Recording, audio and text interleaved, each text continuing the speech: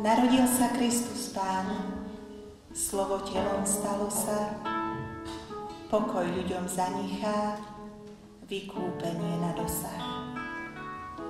Narodil sa z nevinnej panny, čo ho prijala, z ťa pastieri bežíme k láske, čo sa udiala.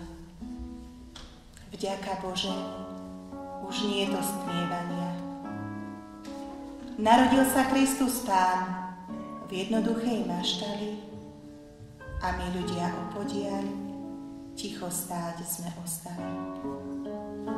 Porodila prečistá na slame a na zime a my môžeme pred ním stáť, lebo v neho veríme. Porodila Mária, Božiu vôľu objala, do jaslí ho vložila a tvoriť nové nechala. A on bdie, on je zázračné vtelenie, k nám prichádza v maličkej hostii, vždy znova a znova Ježiško v Eucharistii.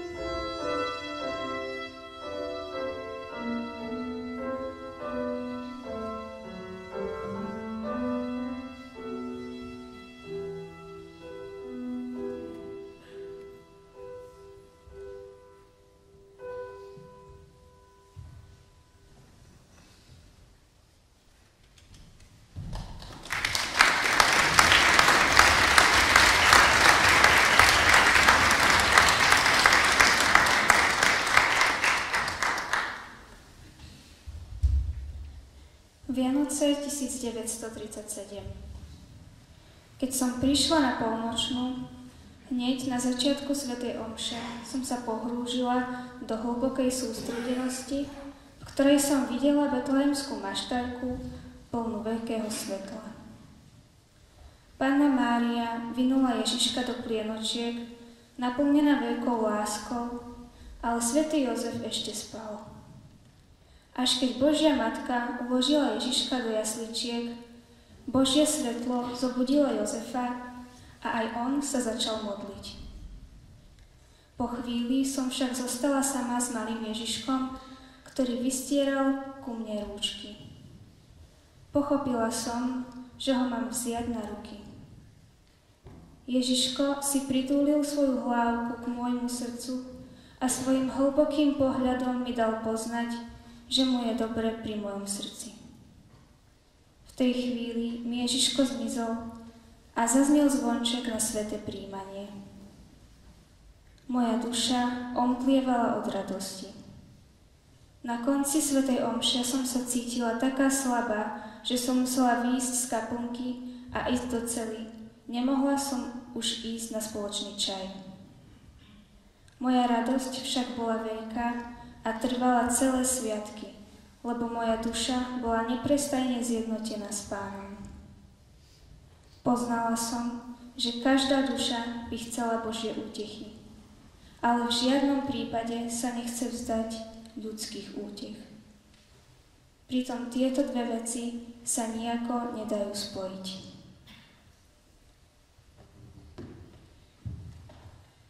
Drahí bratia, drahé sestry, práve dozneli slova svätej sestry Faustíny, ktorá prežívala svoj mystický zážitok bezprostredne pred svätým prijímaním. To sväté dieťatko prišlo na svet, aby sa stalo naším pokrmom. Vystiera k nám svoje malé rúčky rovnako ako k sestre Faustíne a práve tak túži navždy spočinúť v našom srdci. Túži byť zdrojom našho šťastia, radosti, pokoja, viery, nádeje a lásky. Zdrojom našej vôle, nášho všetkého snaženia, zdrojom sily v odolávaní pokušeniam, sily k odpusteniu, k trpezlivosti, k osobnému rastu v čnostiach. On, živý Ježiš, je darca všetkých darov. Len jemu patrí vďaka a sláva za všetko, čo dokážeme. Bez neho sme ničím. Práve táto skutočnosť prenikla naše srdcia a preto vás dnes pozývame k spolupráci na oslavu nášho Pána netradičným spôsobom. Keď budete mať chuť zatlieskať nám, pomodlite sa prosím na miesto potlesku v duchu vo svojom srdci modlitbu sláva Otcu i Synu i Duchu Svätému, ako bolo na počiatku, tak nech je i teraz, i vždycky, i na veky vekov. Amen.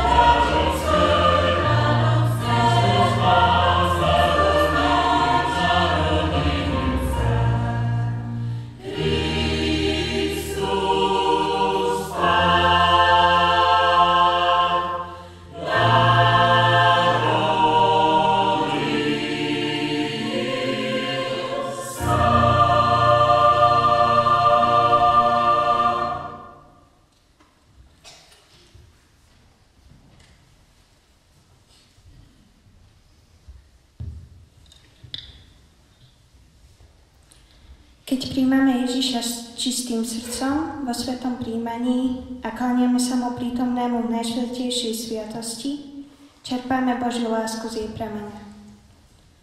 Len touto láskou je možné prekonať zlo v človeku a vo svete.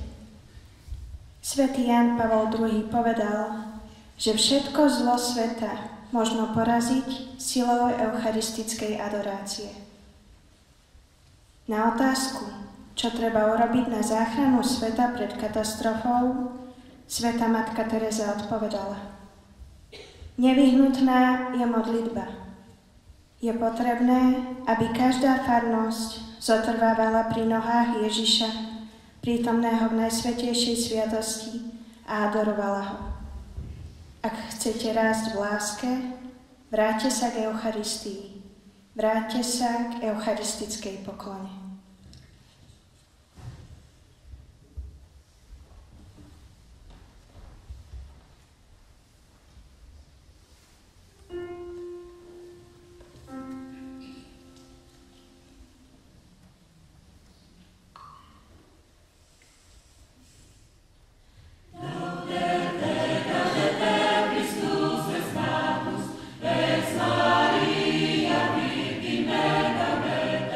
Go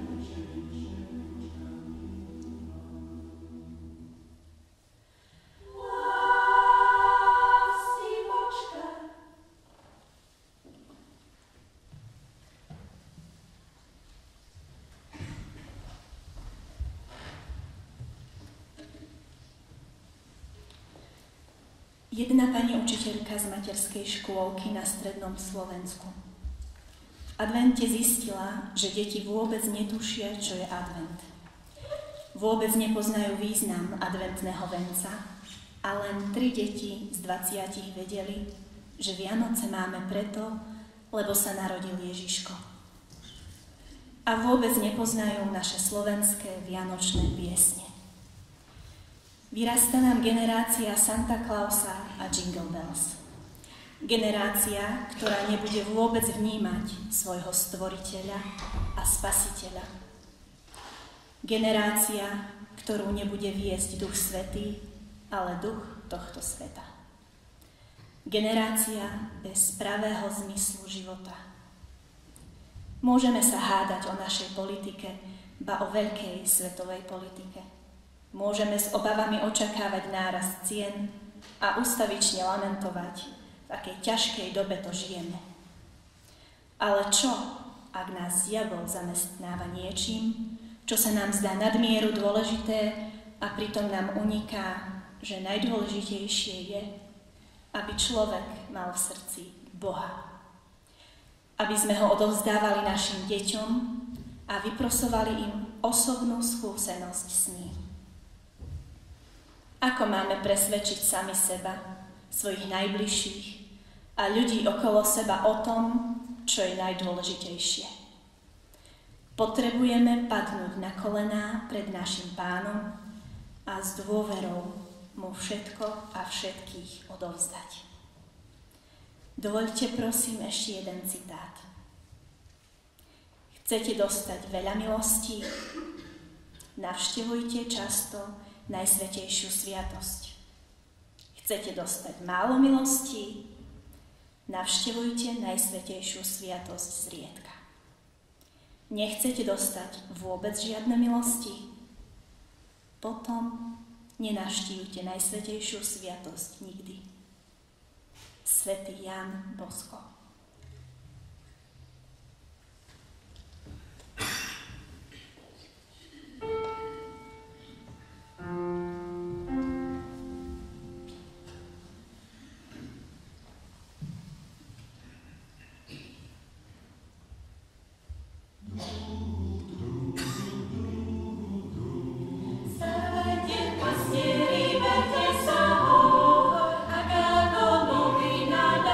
Pozor.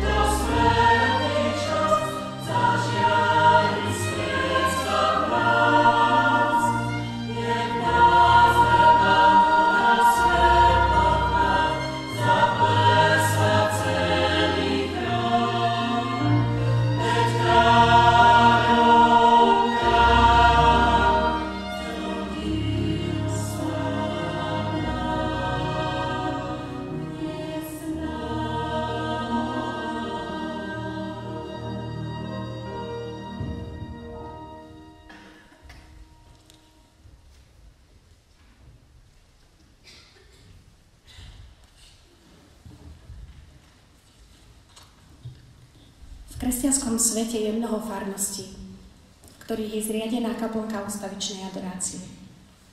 V takejto kaplnke je Pán Ježiš vystavený k poklone 24 hodín denne.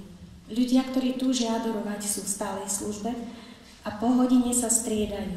Ide o 1 hodinu týždenne, aby Pán nikdy nezostal sám. Aké je ovocie takéto adorácie? Istú ženu v stálej službe poslali na 3 týždne do sanatória. Nemohla nájsť nikoho, kto by ju nahradil, a tak sa obrátila na svojho švagra, ktorý bol nábožensky vlažný. Odpovedal jej: poznáš môj postoj k cirkvi a náboženstvu, ale mám ťa rád, preto ťa na 3 týždne raz do týždňa v adorácii zastúpim. Keď sa žena po 3 týždňoch vrátila, švagor jej povedal, že túto hodinu adorácie jej už nevráti. Iné svedectvo hovorí o 12-ročnej Hanke, ktorá adoruje Najsvätejšiu sviatosť v takejto kaplnke. Vždy, keď som na tomto nádhernom mieste, vidím Ježiša, alebo skôr jeho tieň, vždy je iný. Niekedy vidím jeho tvár, inokedy celú postavu. Keď som na adorácii, cítim, že nie som sama, je so mnou. Nie každý prežíva podobné pocity počas adorácie. Niekto neprežíva vôbec nič. A predsa vďaka svojej vytrvalosti dokáže veľké veci vo svojom živote. Takýmto príkladom je svätá matka Teresa, ktorá denne zotrvávala pred Pánom v adorácii a všetci dobre vieme, aké veľké dielo lásky rástlo pod jej rukami. Aj nás Pán volá, každého jedného z nás k osobnému vzťahu s ním. Príjmime jeho pozvanie a uvidíme, aké veľké veci dokáže v našich životoch a rodinách. Na záver tejto úvahy dovolte prosím veršík, ktorého hlavná myšlienka sa zrodila práve počas zotrvania pred Pánom Ježišom v Eucharistii. Na vianočný koncert srdečne sme vás pozvali, radostnú zvesť Božieho narodenia piesňami by sme vám chceli oznámiť. Ak by ste nás peniažkom drobným podporili, my by sme to na dobrú vec použili. Bohoslovca z misijnej krajiny adoptovať si chceme, aj na takýto účel peniažky využijeme a za každý váš dar už teraz zo srdca ďakujeme.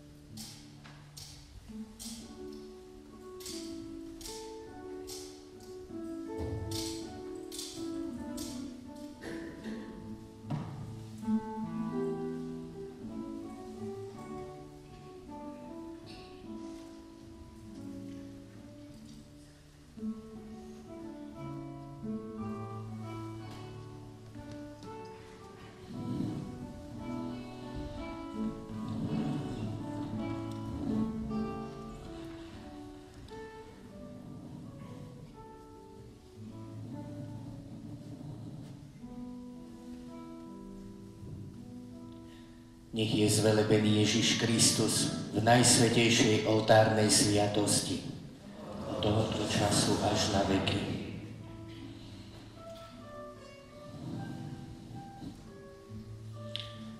Najmilší Ježišu, drahé Božie dieťa, Ježišu, náš vykupiteľ,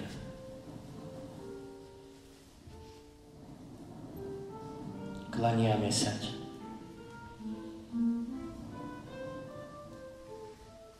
Ďakujeme Ti, že si Emanuel, Boh s nami.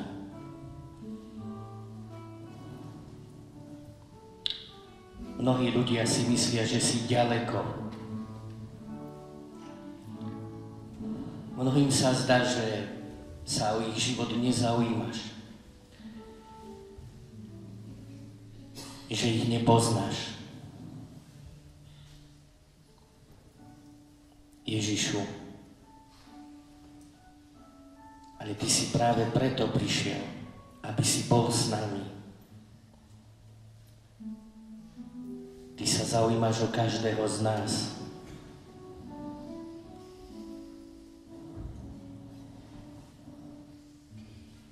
Chceme ťa milovať, Ježišu, v najsvätejšej sviatosti.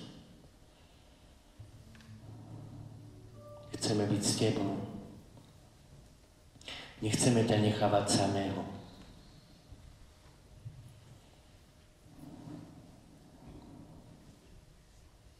Ježišu, buď stále s nami. Buď Emanuel, Boh s nami. Buď s nami tento dnešný deň. Buď s nami dnešný večer, túto noc. Buď s nami tieto Vianoce, tieto sviatky. Buď s nami v každodennom živote, keď sa skončia sviatky a pôjdeme do bežného života.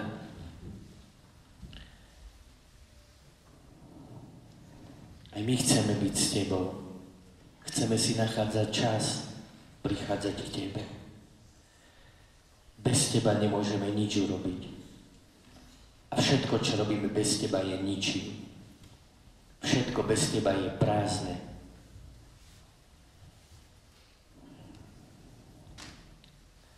Zostaň s nami, Ježišu.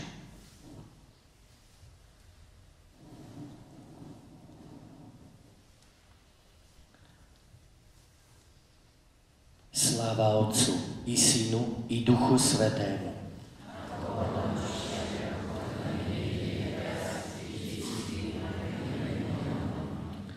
Teraz pôjdem s Najsvätejšou Eucharistiou pomedzi vás a budem vás požehnávať. Tak ako Ježiš chodil pomedzi ľudí a žehnal ich.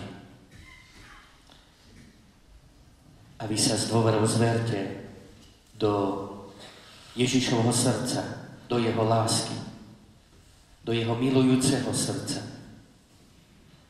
Potom, keď sa vrátim, tak zaspievame pieseň, ctíme túto sviatosť slávnu a dám také záverečné spoločné požehnanie.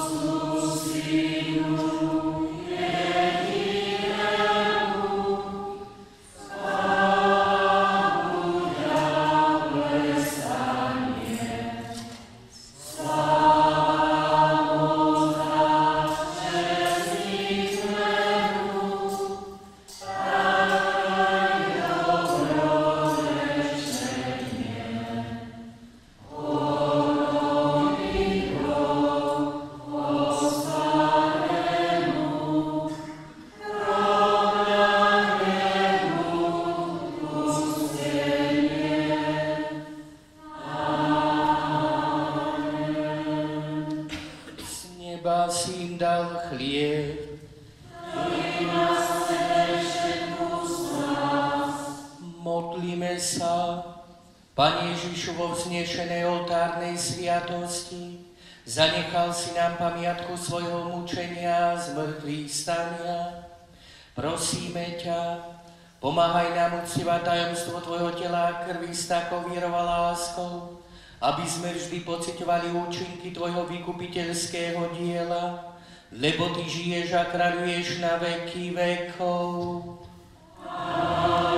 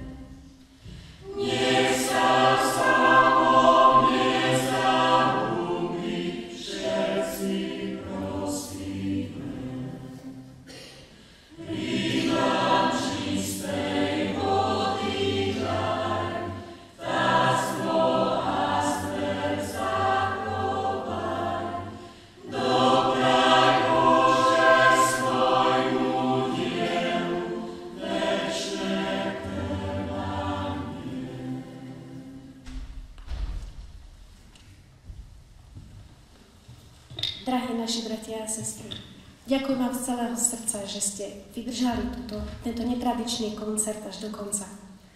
Veríme, že ste sa toľkokrát pomodlili sláva Otcu, koľkokrát boli zaspievané a zahrané piesne a skladby. A teraz vás poprosím, aby ste si odniesli Ježiša Eucharistii do svojich domovov.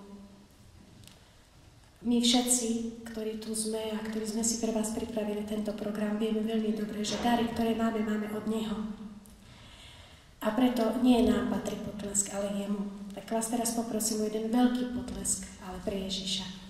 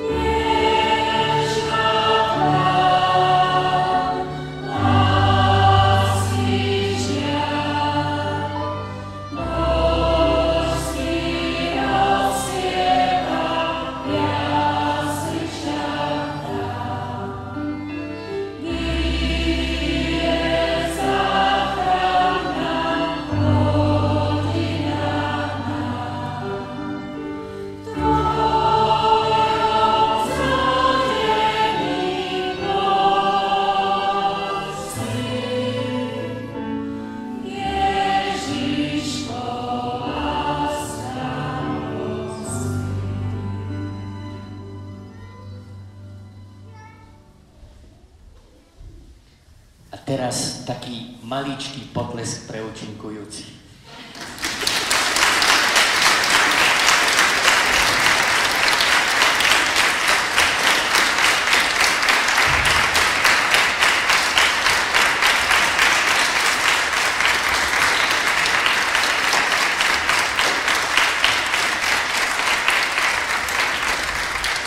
Požehnané vianočné sviatky všetkým. Pozývame vás teraz na vianočný punč a spoločné postátie.